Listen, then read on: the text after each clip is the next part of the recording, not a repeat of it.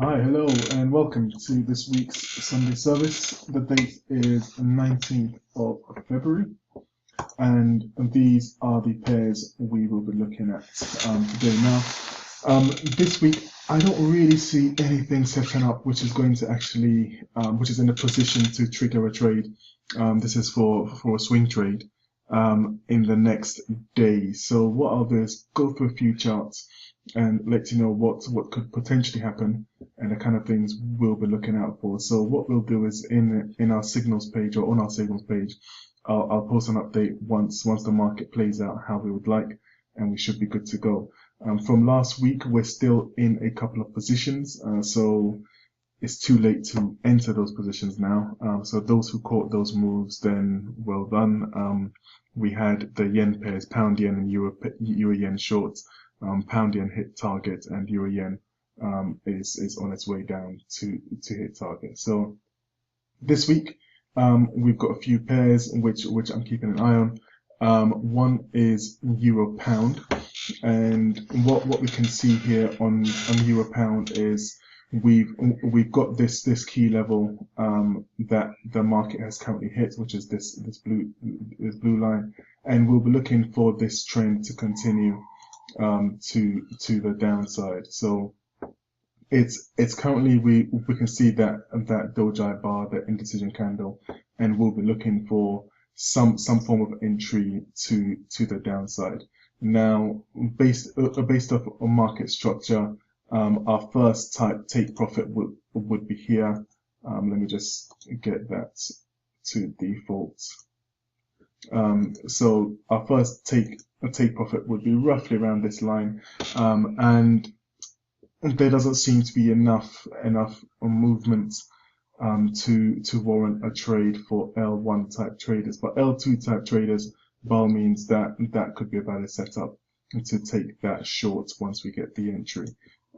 It's currently not in a position yet, but we will post an update.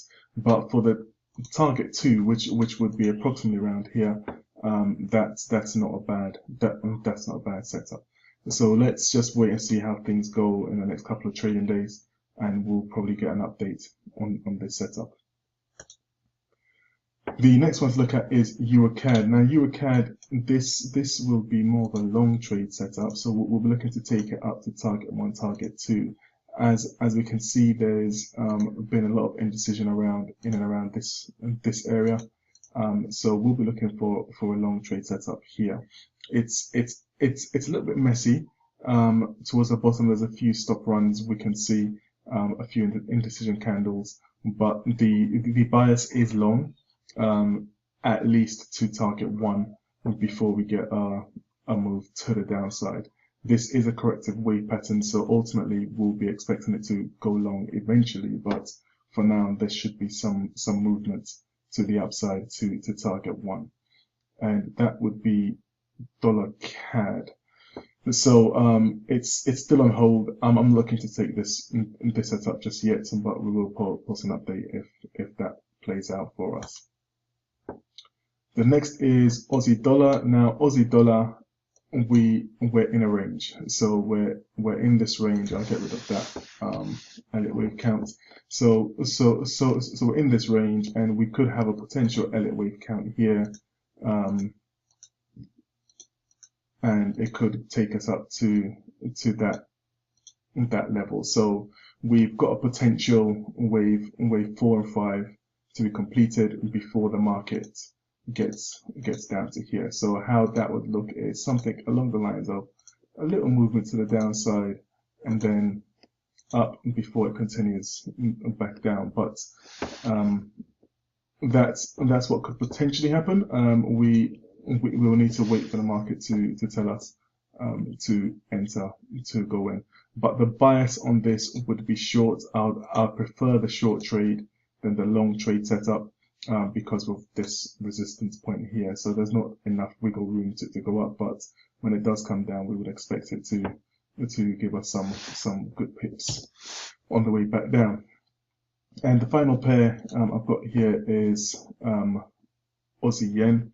Now Aussie yen, we shorted Aussie yen a few weeks ago, we took this short down here, and it got to take profit one to profit one target, but it didn't get to our profit two target, which was down and around here. Regardless, we still made money on this trade by hitting profit one. Unfortunately, we didn't quite get to profit two, which is fine. But the market since broke the resistance point, and it's now retesting it, which could be potential support. So our bias is long here, but we'll need to get confirmations. Once we get that confirmation, we could have a pretty significant move up, similar to what this move was, going to the upside. So we'll be looking at a confirmation to break this high, and then there's pretty much not a lot of resistance in the near future, or in the near past rather, which would stop this from moving up. So this week, in terms of trade setups, nothing is ready to trigger as of tomorrow, but we are looking at potentially midweek before we'll get something which really sets up and looks good. So the pairs are highlighted are the ones which are on our watch list for the next 3 to 4 days, and if something does trigger or something does really set up, we will post that in our signals page, and of course we'll give you the signal as we did last week, where I think we made about some 400 pips on the trades we posted. So keep the post notifications on the page, and we'll get an update through as soon as we can.